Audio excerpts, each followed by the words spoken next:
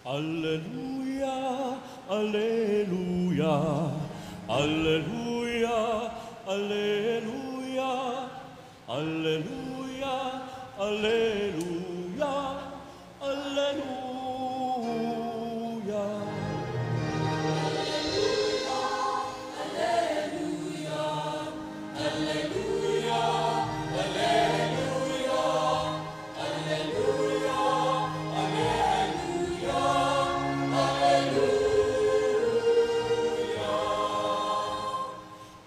Sa kanila ang templo, magiging Diyos nila ako. Sila'y magiging bayan ko. Alleluia.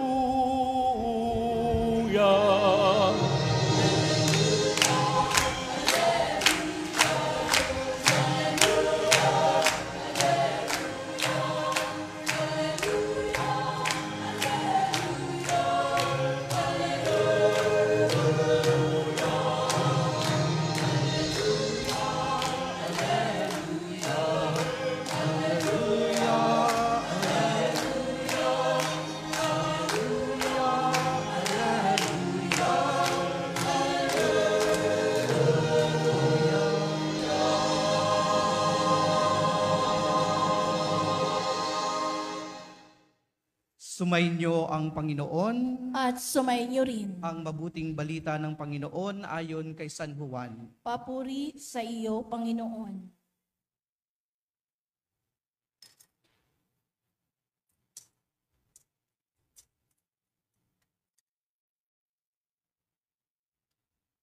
Noong panahong iyon, sinabi ng Samaritana kay Jesus, Ginoo, sa wari ko'y propeta kayo. Dito sa bundok na ito, sumasamba sa Diyos ang aming mga magulang. Ngunit sinasabi ninyo, mga Hudyo, na sa Jerusalem lamang dapat sambahin ang Diyos. Tinugon siya ni Jesus, Maniwala ka sa akin, ginang. Dumarating na ang panahon na sasambahin ninyo ang Ama, hindi lamang sa bundok na ito o sa Jerusalem.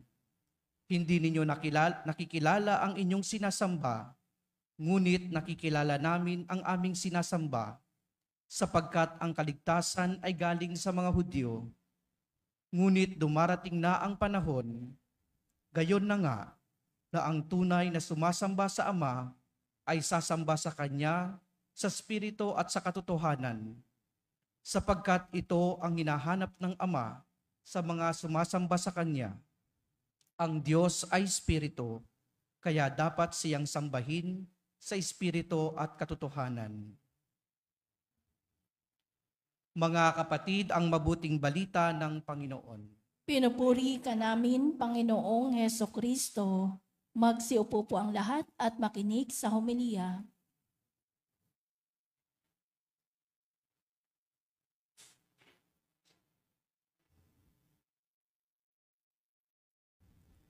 Isang magandang gabi po sa inyong lahat.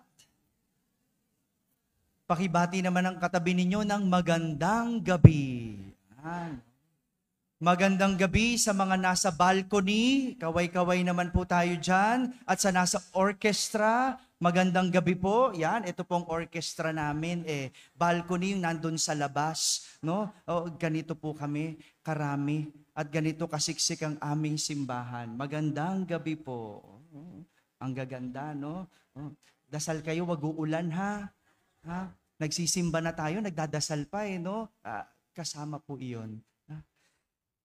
Sabi nila, life begins at 40. Tama po ba yon? Sino po ang mga 40 na dito? Taas nga ang kamay. Hello. Aba, ang babagets pala ng bisita ko, no? Kahit si Nanay Shoni, ayaw magtaas ng kamay. Sabi nila, life begins at 40. Totoo po ba yon? Hello.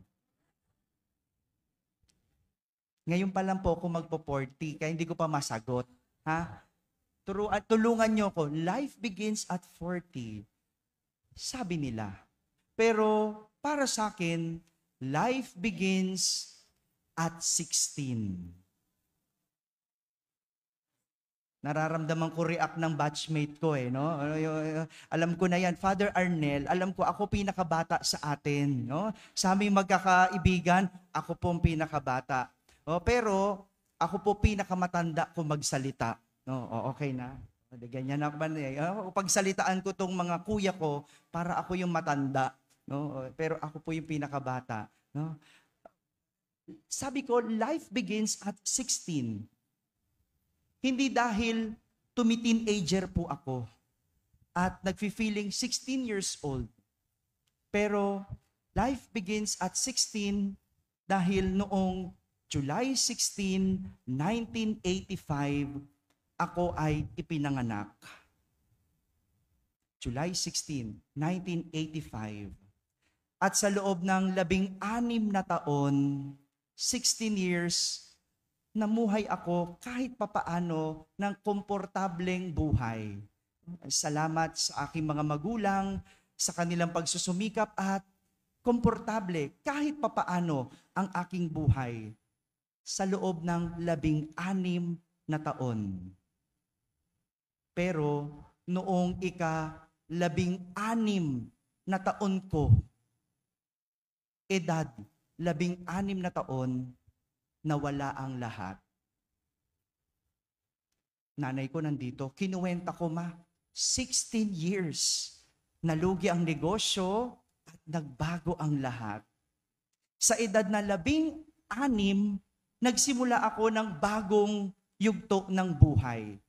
Mula sa isang exclusive at private school, napunta ako sa isang government school.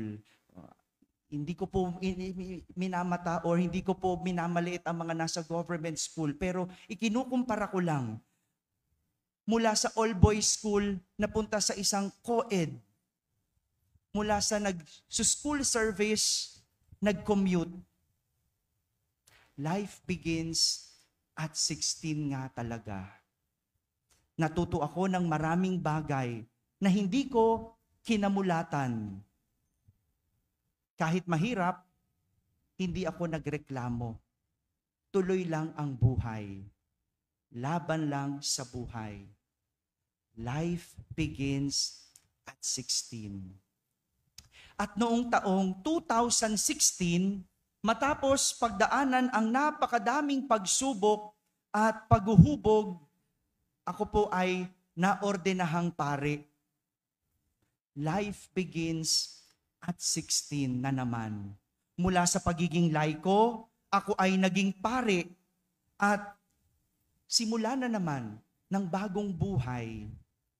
Mula sa Sacred Heart of Jesus Parish sa Santa Mesa, napunta ako sa Quiapo.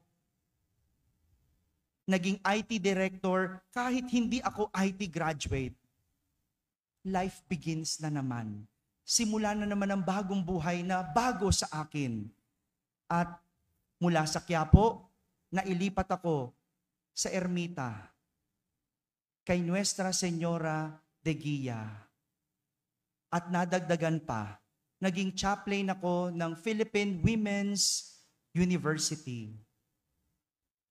Walang katapusang bago, pero tuloy lang ang buhay. Hindi na sa akin bago ang magsimula. Sa unang pagkakataon, ako ay naging kura paroko.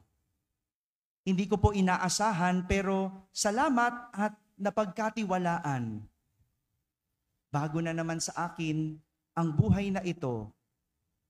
At sa hindi ko inaasahan, ka-birthday ko pa ang kapistahan. Hindi ko alam kung mapagbiro ang Diyos o plano talaga ito ng Diyos. July 16, ang pagtatalaga ng Nuestra Señora de la Soledad bilang isang parokya. Alam niyo po, pinagdiriwang namin ang kapistahang ito dahil mahalaga ito sa aming mga tao. Mahalaga ito sa aming mga parokyano.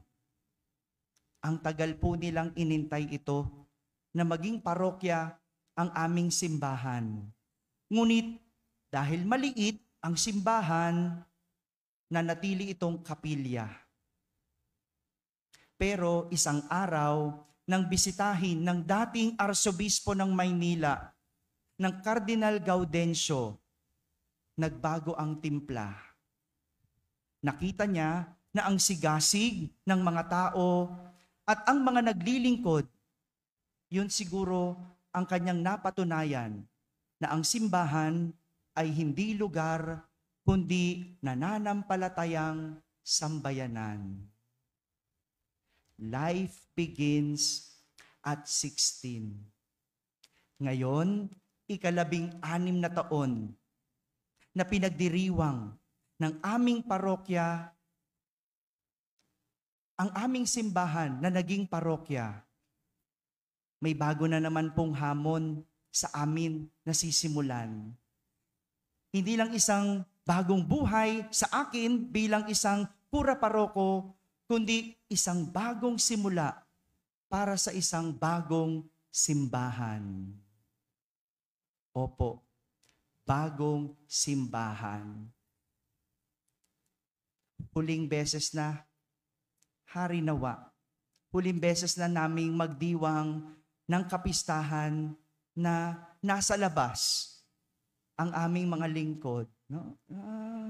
Konti na lang. Papasaan pat makakaraos din. No? Papasaan pat makakapagsimula din tayo ng bago. Ngayong 16 na taon natin bilang parokya, sisimulan natin ang bagong simbahan. Life begins at 16. Pero ang totoo, hindi nakabase sa numero ang simula ng buhay. Nagsisimula ang buhay kapag ginawa nating misyon ang ating buhay. Kapag walang misyon ng buhay, wala itong kabuluhan. Kapag walang misyon ng buhay, wala itong kabuluhan. Misyon dahil bigay ito ng Diyos, tinanggap lang natin. Trabaho ito ng Diyos, pinagsusumikapan lang natin. At gawa ito ng Diyos, binubuo lang natin. Maraming buhay, pero walang buhay. Dahil lumilipas lang ang araw ng walang kabuluhan. Natatapos ang lahat, pero walang pinag-aalayan. Dahil ang buhay ng buhay ay nasa misyon. Ang buhay ng buhay ay nasa misyon. Life begins at 16. Ngayong 16 na taon na anibersaryo ng aming parokya, magsisimula po kami ng bagong simbahan. Kanina, hiniling ko po, ipagdasal niyo po ako at ipagdasal niyo po ang aming parokya. Opo. Ngayong taon, sisimulaing gibain ang aming simbahan. Magkakaroon po ng bagong simbahan. At sa paggiba namin, kami ay magsisimulang muli sa isang bagong simbahan. Mas malaki at hari nawa, wala nang magsisimba sa labas. Kahit umuulan, kasya na kami sa loob. Paano mangyayari yon? Sa tulong po ninyo. Sa tulong po ninyo. Sa tulong ng mga taong gagawin ang aming simbahan na kanilang misyon. Mga kapatid, nagsisimula ang buhay kapag ginawa nating misyon ang ating buhay. Walang misyon, walang kabuluhan ang buhay. Amen. Amen.